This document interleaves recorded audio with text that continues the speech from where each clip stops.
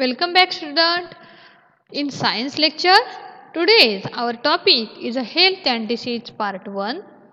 So let us discuss about health and part. In previous lecture we discussed about the some important points related to the health and the diseases. In that we discuss about the definition of health, that means the complete physical, mental and social well-beingness is not merely to the absence of any disease, it's called the health. Then the condition of disturbance in a psychological and physiological process is called disease. Then we discuss about the types of disease. So for revision part we again discuss some necessary part of the types of disease. So let us start. Diseases are widely classified into two main groups. First one according to duration and second one according to region. बघा, disease हे प्रामुख्याने दोन गटामध्ये वर्गीकरण केलेलं आहे. पहिला आहे अकॉर्डिंग टू ड्युरेशन, म्हणजे कालावधीनुसार होणारे रोग, तर अकॉर्डिंग टू रिझन म्हणजे विशिष्ट कारणांमुळे होणारे रोग.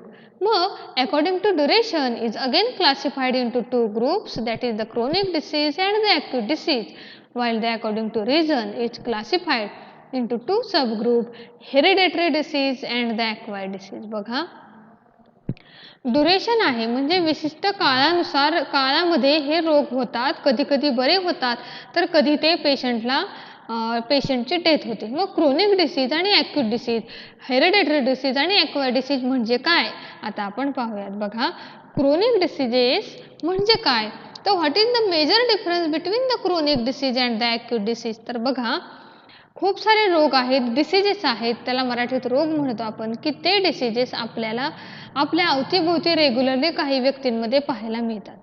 सो क्रोनिक आणि ॲक्यूट ह्या त्यातल्याच एक फरक आहे. बघा, so chronic disease means what, simply a chronic disease is a persistent, बरं का, it's persistence, it lasts for a long period of time and might recur. Like an acute disease, a chronic disease can be mild, severe or fatal.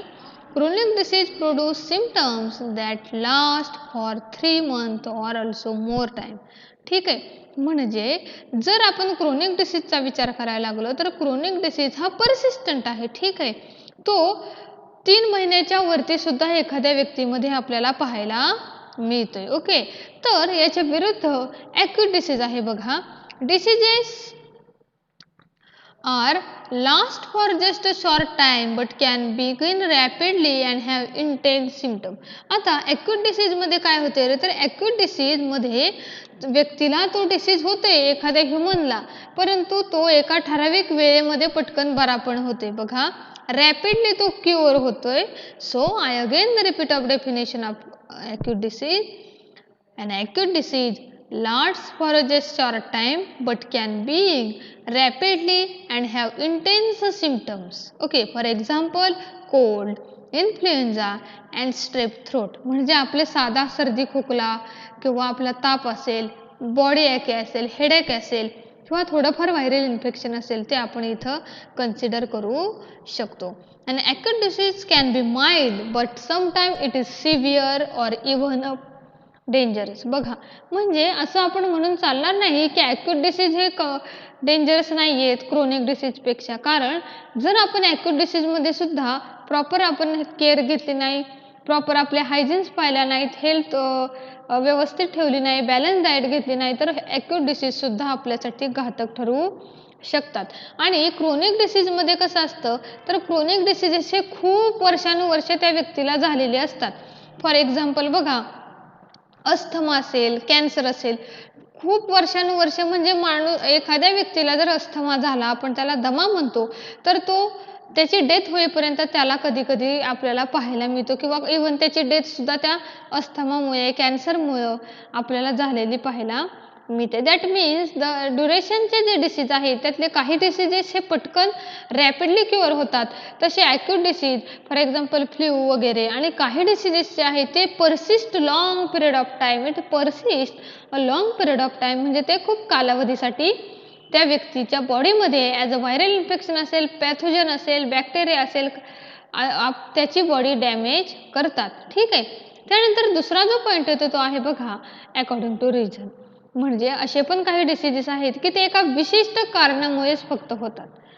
Then the diseases according to region is classified into two groups, hereditary disease and the acquired disease. बघा यांच्या दोन गटामध्ये वर्गीकरण केलेलं आहे, hereditary disease and the acquired disease.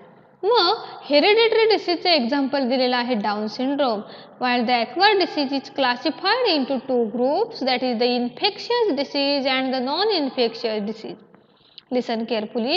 Hereditary disease are the diseases that transfer from the parents to the offspring.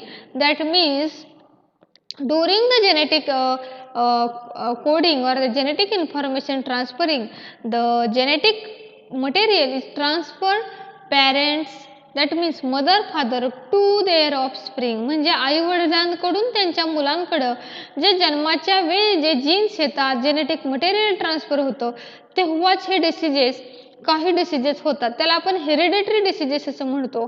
त्याची definition सांगायची झाली तर द डिसीजेस इज ट्रान्सफर किंवा diseases is observed due to some changes in the genetic sequence or the diseases that observed due to some hereditary features. ठीक आहे, अशा डिसीजेसला hereditary diseases म्हणतात. For example down syndrome.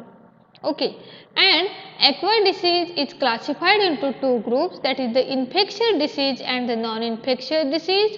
So what is mean by infectious disease?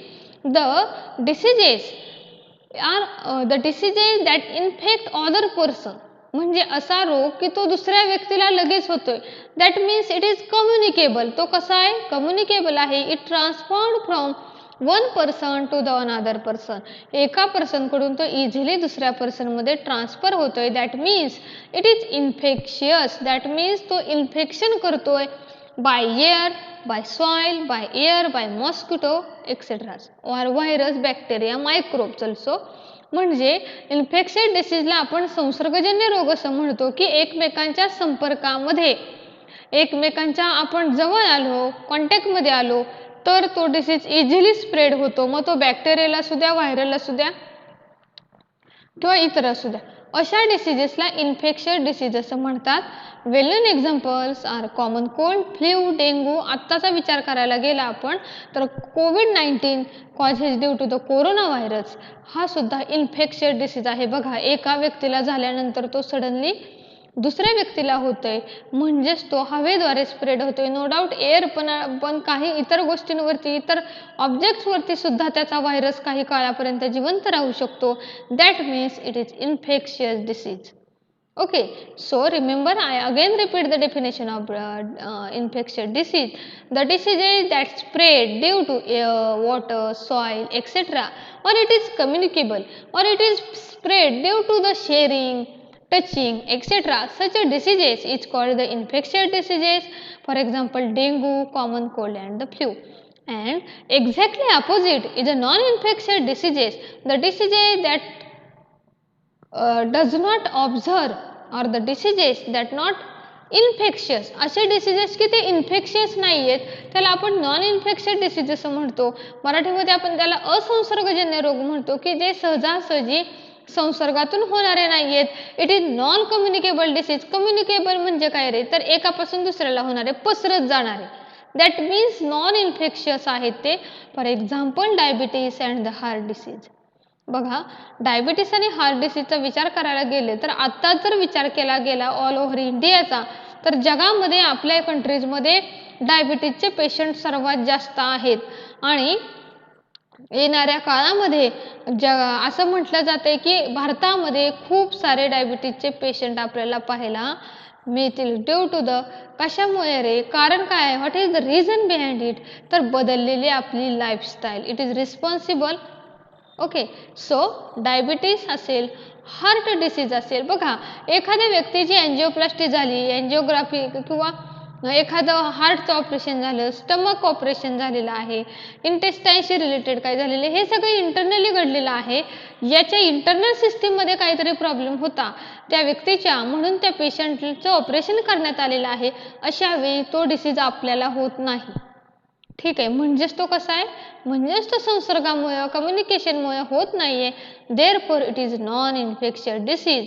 Venom examples are the diabetes, heart disease. ठीक आहे, आता हा विचार करायला गेलो आपण तर तुम्हाला इझिली समजेल बघा. आता सध्या लॉकडाऊन आहे due to the reason of the communicable or the infectious disease that is the कोविड-19 causes due to the virus corona.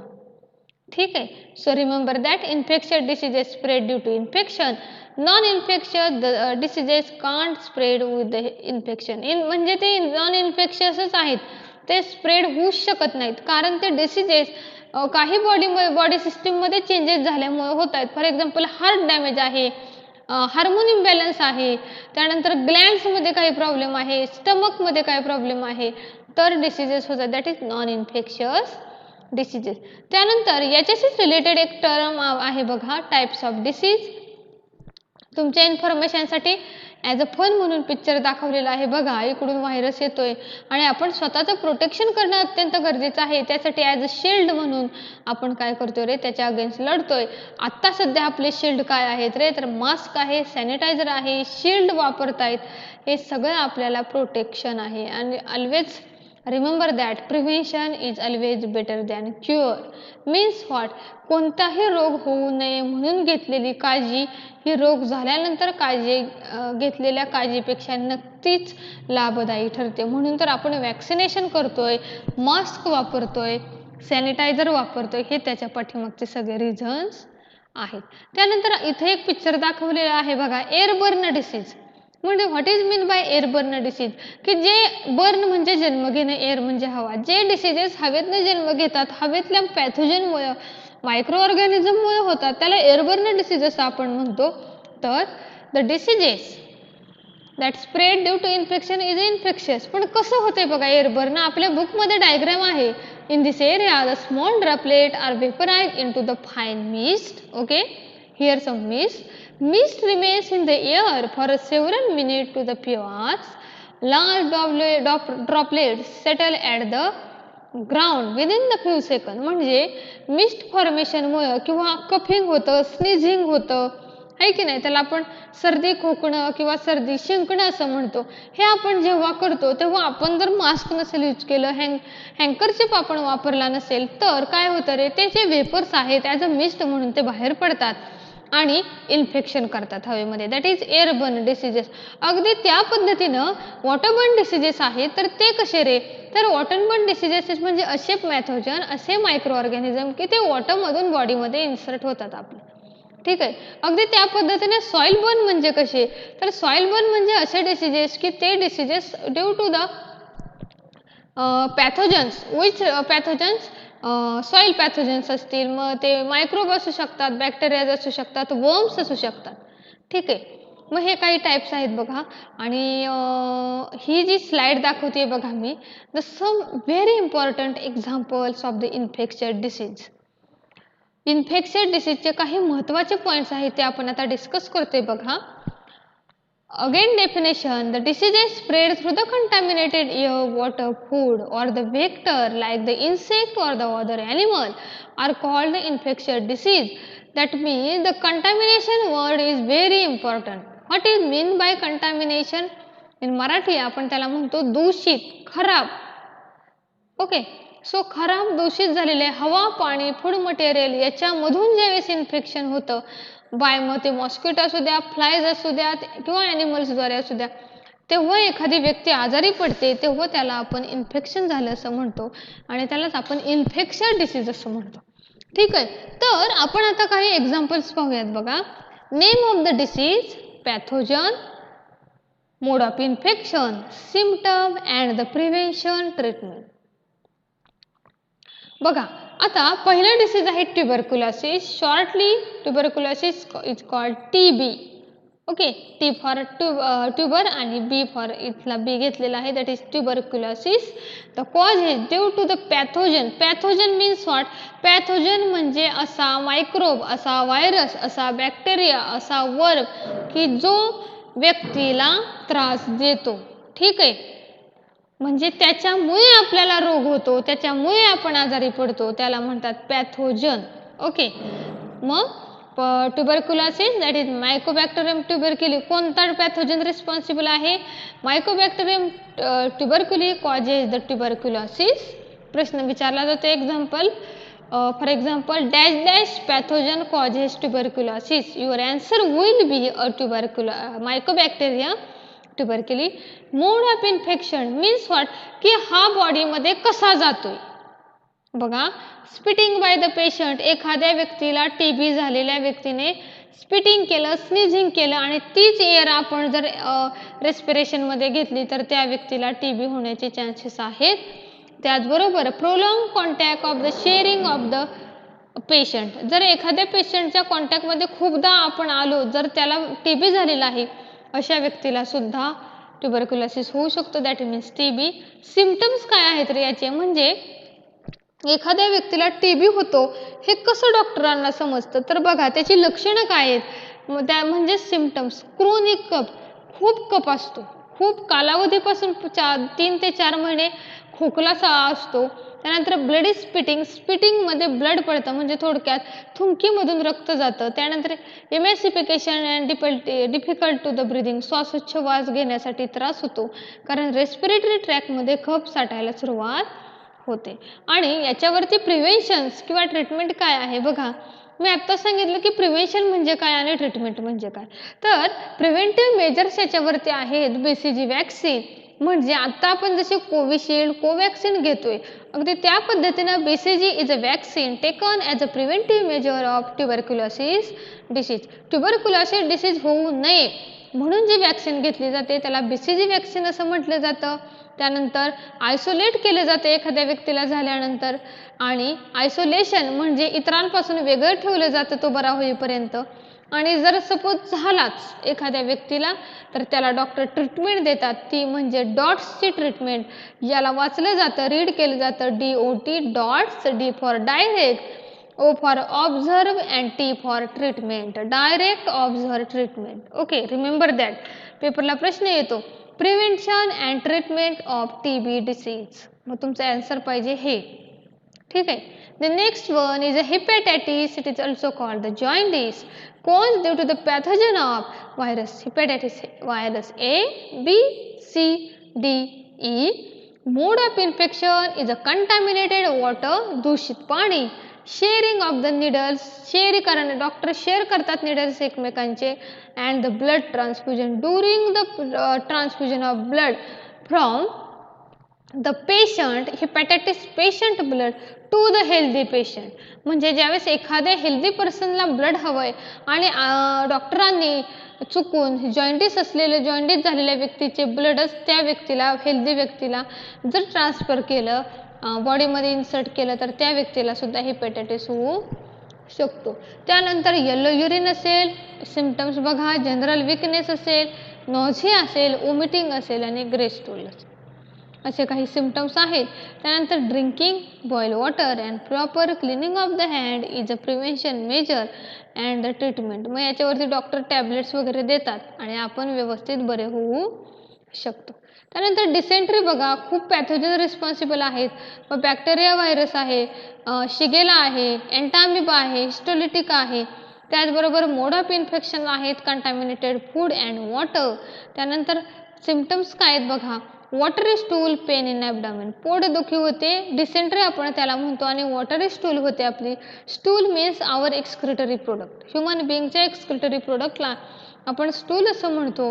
Drinking of boil water, proper storage of food, हे याच्या प्रिव्हेन्शन मेजर आहेत.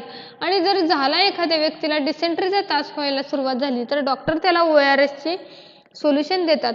What is mean by ORS? That is the oral rehydrated solution. It cover our hydration, dehydration. आपल्या बॉडीमध्ये ज्यावेळेस वॉटरी stool होते त्यावेळेस access of water बॉडीमधून निघून जातं ड्यू टू डिसेंट्री. मग अशा वेळी आपले विकनेस येतो बॉडीमध्ये वॉटर नसल्यामुळं, आणि त्याच्यावरती उपाय म्हणून डॉक्टर ORSचं सोल्युशन देतात. O for oral, R for rehydrated and S for solution, that is oral rehydrated solution. Okay, very important. ORS and dot, these two terms are very important. The next one is a cholera causes due to the pathogen Vibrio cholerae bacterium. The mode of infection of cholera is contamination food and water.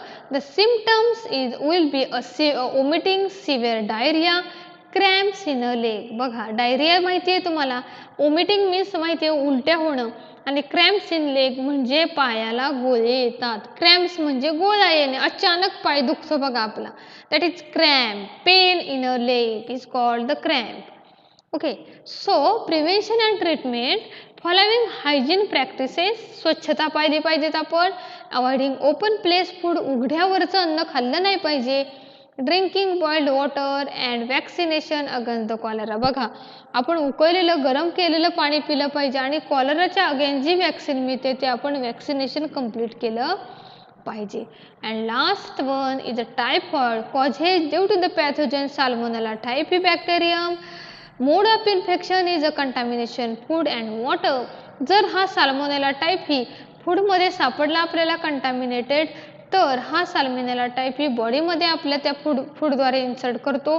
मग अशा व्यक्तीला symptoms बघा, headache असेल, rash in ॲब्डॉमिन असेल, ॲनॉरेक्सिया असेल, असे symptoms पाहायला मिळतात. आणि प्रिव्हेंटिव्ह मेजर्स आहेत drinking clean water, vaccination, proper disposal of sewage.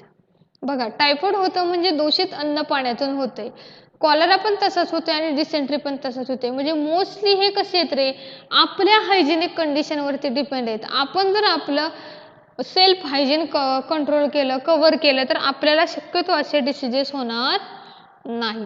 ठीक आहे, तर बघा विद्यार्थ्यांनो, आज आपण डिसीज, त्यानंतर डिसीज म्हणजे काय, डिसीजचे टाईप्स, आणि त्याचबरोबर इन्फेक्शन डिसिजेसबद्दल काही माहिती जाणून घेतलेली आहे. तर तुम्हाला आय थिंक हा पार्ट समजला असेल. नसेल समजला, if you can't understand then you definitely ask to me. Okay, next rest of the part we discuss in a next lecture. So bye bye children, have a good day.